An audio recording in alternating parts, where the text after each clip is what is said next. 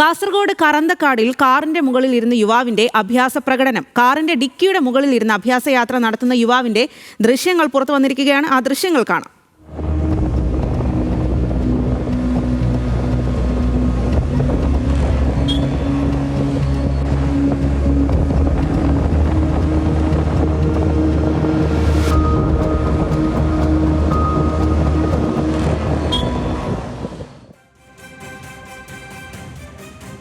വിവരങ്ങളുമായി Sareesh P K ആണ് നമുക്കൊപ്പം ചേരുന്നത്. സരീഷ്, ആ ദൃശ്യങ്ങളിൽ വ്യക്തമാണ് സാഹസിക യാത്രയാണ് നടത്തുന്നത് എന്നുള്ളത്. എന്തായാലും നിയമം ലംഘിച്ചുള്ള യാത്ര. ആരാണ് ഈ യുവാവ്? ഇതിൽ ഏതെങ്കിലും തരത്തിലുള്ള നടപടികൾ സ്വീകരിച്ചിട്ടുണ്ടോ?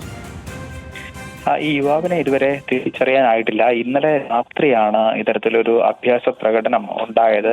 ഈ കറന്തക്കാട് എന്ന് പറയുന്നത് ദേശീയപാതയോട് ചേർന്നുള്ള ഭാഗമാണ്.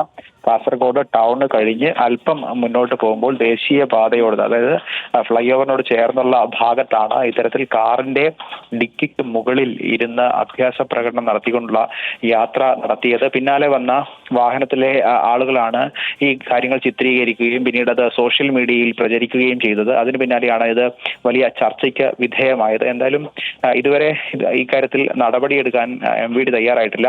അല്പസമയത്തിനകം തന്നെ MVDയുമായി ബന്ധപ്പെട്ട് ഈ തരത്തിൽ കാറ് കണ്ടെത്തുകയും ആരാണ് ഈ യാത്ര ചെയ്തത് എന്ന കാര്യത്തിൽ കൃത്യമായൊരു വിവരം ശേഖരിച്ച് അടുത്ത നടപടികളിലേക്ക് കടക്കും എന്നാണ് പറഞ്ഞിരിക്കുന്നത്. എന്തായാലും കഴിഞ്ഞ കുറച്ച് ദിവസങ്ങൾക്ക് മുൻപ് സമാനമായി ഈ ദേശീയപാത തുറന്നു കൊടുത്തതിന് ശേഷം, ആദ്യ റീച്ച് തുറന്നു കൊടുത്തതിന് ശേഷം അമിത വേഗത്തിൽ സഞ്ചരിക്കുന്നതും അപകടങ്ങൾ സംഭവിക്കുന്നതും ഒക്കെ നിത്യ കാഴ്ചയാണ്. അതിനിടയിലാണ് ഇത്തരത്തിൽ അപകടകരമായ രീതിയിലുള്ള യാത്ര കൂടി, സാഹസിക യാത്ര കൂടി, അഭ്യാസ പ്രകടനങ്ങൾ കൂടി നടക്കുന്നത്. എന്തായാലും ഇക്കാര്യത്തിൽ MVD വൈകാതെ ഇടപെടും എന്ന് തന്നെയാണ് അറിയിച്ചിരിക്കുന്നത്.